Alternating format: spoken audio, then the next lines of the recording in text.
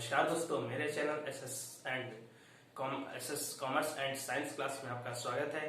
Friends, आज का जो टॉपिक मैं लेकर के आया हूँ वो इतिहास से रिलेटेड लेके आया हूँ और ये क्लास 10th का बहुत ही इंपॉर्टेंट चैप्टर है जहाँ से 2 से 3 नंबर देखने को मिलता है।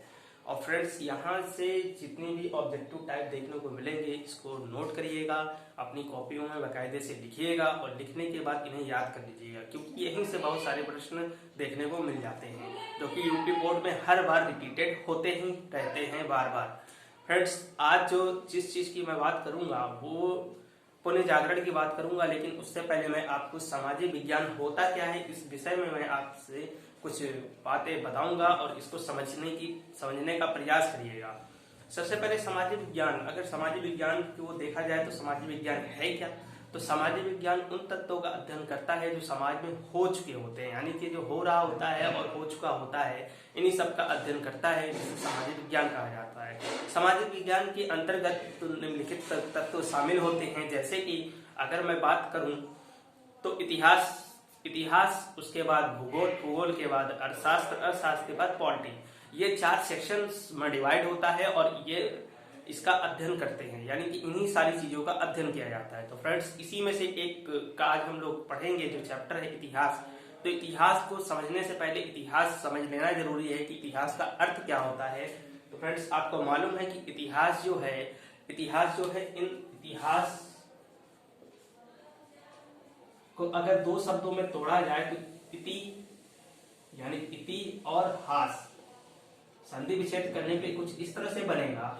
तो इसका मतलब इति का मतलब क्या होता है? प्राचीन, और हास का मतलब क्या होता है? घटनाएं, यानी कि जो प्राचीन घटनाएं घटी हुई हैं, यानी कि प्राचीन, और हास का मतलब होता है घटनाएं, यानी कि जो प्राचीन घटनाएं घट गई उनके बारे में अध्ययन करना ही क्या कहलाता है? इतिहास कहलाता है। इतिहास के पिता का अगर हम देखा जाए इतिहास के पिता का नाम, तो इतिहास के पिता का नाम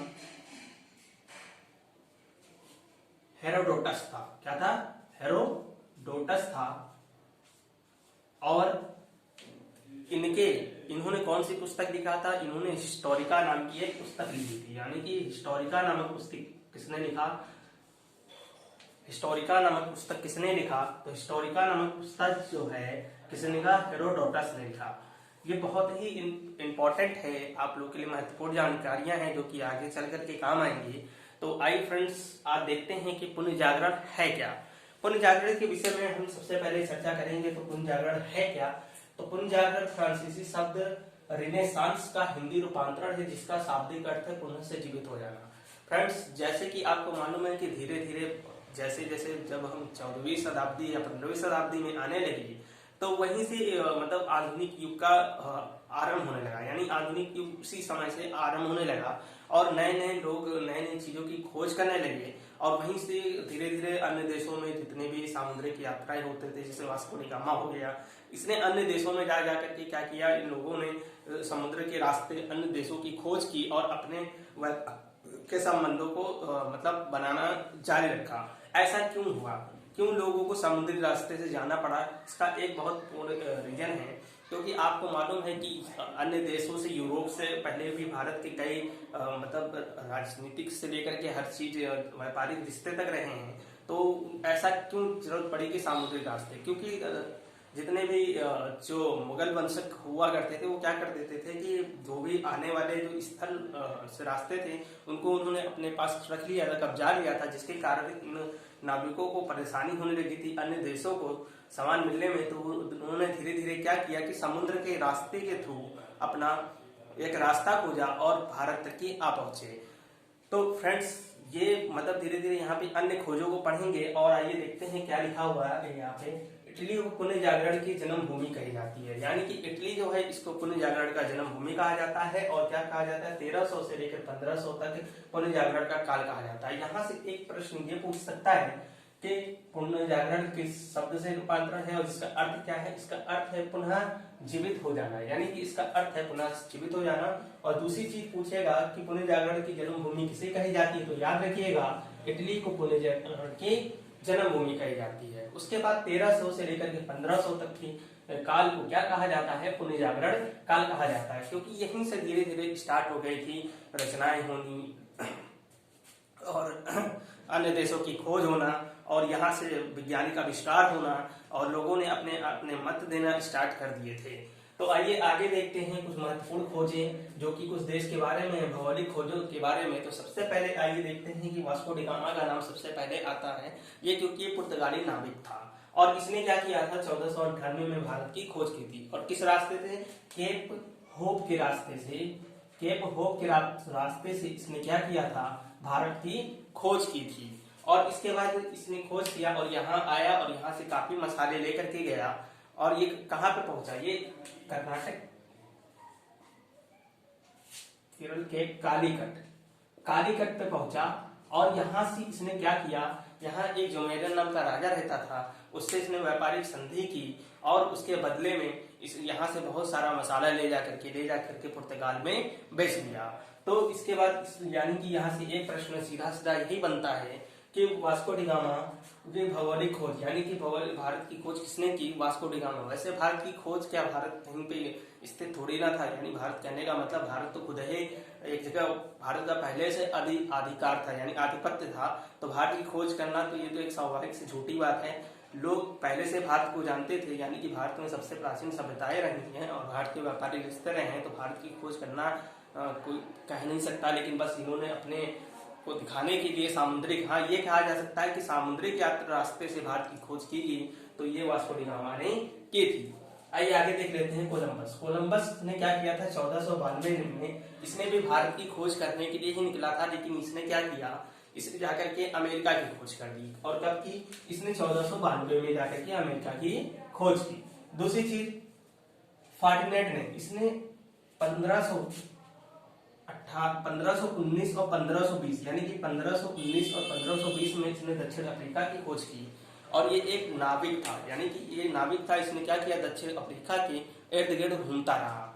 आइए आगे देख लेते हैं इसके कुछ महत्वपूर्ण स्थापित कला, यानी कि पुनः जागृत कला इतना बढ़ चुका था कि उस समय चित्रकारी से लेकर के स्थापित कला यानी कि मूर्तियां और बड़े बड़े गिरजाघरों का निर्माण हुआ। तो यहाँ से प्रश्न देखने को मिलते हैं यूपी बोर्ड के द्वारा। तो आइए देखा जाए, सबसे पहले सेंट पीटर गिरजाघर, ये कहाँ पे है, ये रोम में। इसका स्थान पूछ लेगा कि यह कहाँ पे है, तो रोम में। दूसरी चीज, सेंट पार्क गिरजाघर, ये कहाँ है, लंदन में। उसके बाद सेंट मार्क गिरजाघर, ये कहाँ है, वेनिस में। और स्पेन का राजमहल, ये कहाँ पे है, स्पेन। हिटलबर्ग का किला जर्मनी में। फ्रेंड्स, यहाँ से बहुत सारे प्रश्न बनते हैं और पूछे भी जाते हैं यूपी बोर्ड में कहीं न कहीं। तो आपको ये सारी चीजें जितनी भी लिस्टें मैंने प्रोवाइड करी हैं, इसको लिख करके याद कर लेना है। और यहाँ से याद करने के बाद आपको लगेगा, इसके बाद आगे के अन्य चैप्टर भी हम पढ़ेंगे। आइए आगे देखते हैं कि इसके महत्वपूर्ण कुछ विज्ञान। यहाँ से बहुत ज्यादा पूछा जाता है कि गुरुत्वाकर्षण का सिद्धांत किसने दिया था। तो आपको याद रखना है कि गुरुत्वाकर्षण का सिद्धांत किसने दिया था, न्यूटन ने दिया था, जो कि आपने पढ़ा भी होगा। उसके बाद आइए, गैलीलियो ने क्या किया था, गैलीलियो ने दूरबीन के साथ, यानी कि गैलीलियो ने दूरबीन का आविष्कार किया और साथ साथ लोलक का भी सिद्धांत दिया था। यानी लोलक का सिद्धांत और दूरबीन का खोज, ये दोनों के किसके देन है, गैलीलियो के देन है। और ये बहुत फेमस प्रश्न है और इम्पोर्टेंट है, ये दोनों ही ऊपर के इम्पोर्टेंट है, हर बार पूछे जाते हैं एग्जाम्स में। उसके बाद गिलबर्ट ने क्या किया, इसने चुंबकीय शक्ति के सिद्धांत का प्रतिपादन किया। यानी कि गिलबर्ट जो वैज्ञानिक था, इसने क्या किया था, इसने चुंबकीय शक्ति के सिद्धांत का प्रतिपादन किया। टालमी ये कहाँ का था, यहाँ से प्रश्न ऐसे ही पूछ लिया जाता है कि टालमी कहाँ का, किस देश का निवासी था, ये भी पूछ लिया जाता है। तो टालमी पोलैंड का निवासी था और इसने क्या कहा, इसने अपना एक स्टेटमेंट दिया जो कि बहुत ज्यादा फेमस हुआ।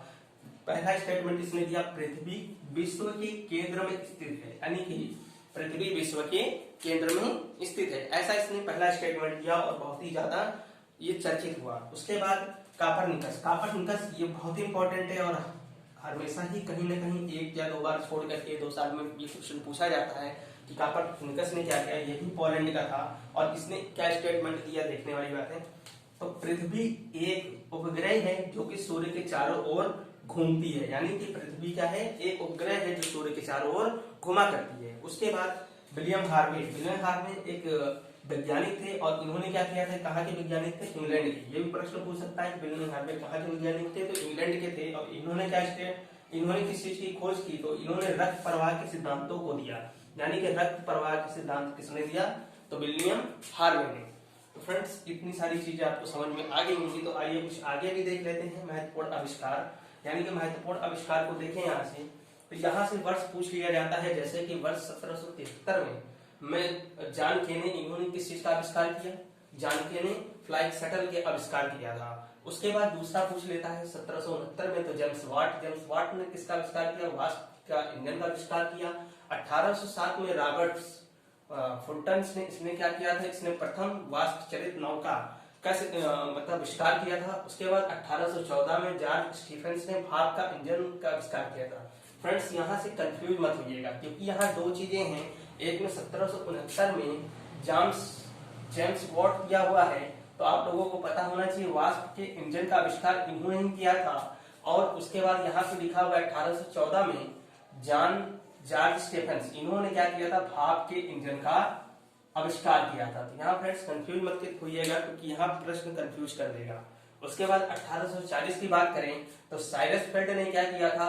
अटलांटिक केबल का खोज की थी, यानी इन्होंने इस चीज का आविष्कार की थी। और उसके बाद 1840, ये बहुत इंपॉर्टेंट है, 1876 में ग्राहम बेल ने क्या किया था? इन्होंने टेलीफोन का आविष्कार किया। उसके बाद 1846 में एलियास हार्वे ने सिलाई की मशीन का आविष्कार किया। ये महत्वपूर्ण आविष्कार हैं जो कई बार प्रश्न यूपी बोर्ड में पूछे गए हैं, और यहाँ से बहुत सारे प्रश्न बनते भी हैं। तो इसको आप लोग ये लिस्ट दी हुई है, इसको इसी तरह से कॉपी में बना करके याद कर लीजिएगा, ताकि आसानी से आप प्रश्न को सॉल्व कर सकें। आइए आगे देखते हैं कुछ महत्वपूर्ण पुस्तकें। तो महत्वपूर्ण पुस्तकों में देखा जाए तो सबसे पहले चौसर, यानी कि जो चौसर थे ये किस देश के थे? इंग्लैंड के थे। और इन्होंने कौन सी पुस्तक लिखी? कैंटरबरी टेल्स, यानी कैंटरबरी टेल्स नाम की इन्होंने एक पुस्तक लिखी। उसके बाद दांते ये बहुत ही ज्यादा इंपॉर्टेंट है, क्योंकि दांते ये कहाँ के किस देश के निवासी थे? तो इटली के। कई बार प्रश्न पूछा हुआ है। उसके बाद इन्होंने कौन सी पुस्तक लिखी? डिवाइड द कॉमेडी नामक इन्होंने पुस्तक लिखी।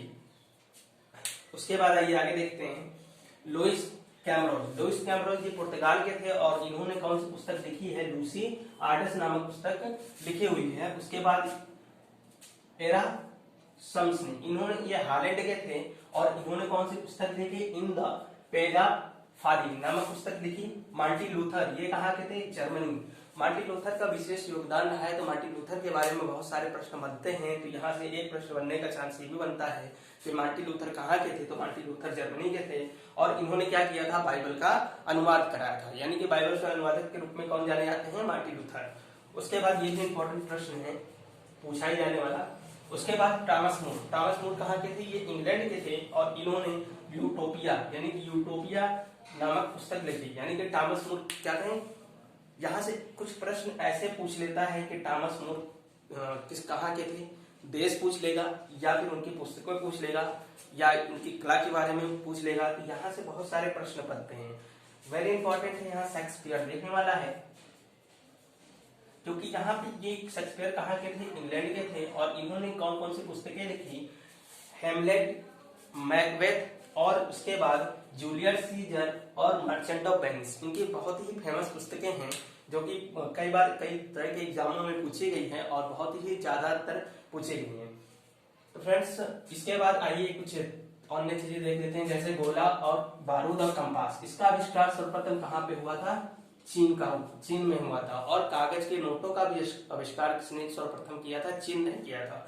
फ्रेंड्स मैं उम्मीद करता हूँ कि जितनी भी चीजें मैंने आज समझाई है आपको बहुत अच्छे से समझ में आ रही होगी, और आप इसको अपनी कॉपी में नोट करिएगा, क्योंकि आपको पता है कि इस समय जो स्कूल है वो बंद चल रहे हैं और आपकी पढ़ाई रुकी हुई है। तो आप लोग इसको नोट करके याद करते रहिए और रिवीजन करते रहिए। और कोई भी प्रॉब्लम हो, किसी भी तरह की प्रॉब्लम हो, तो कमेंट सेक्शन में जाके कमेंट जरूर करिए, और शेयर करिए और सब्सक्राइब करिए।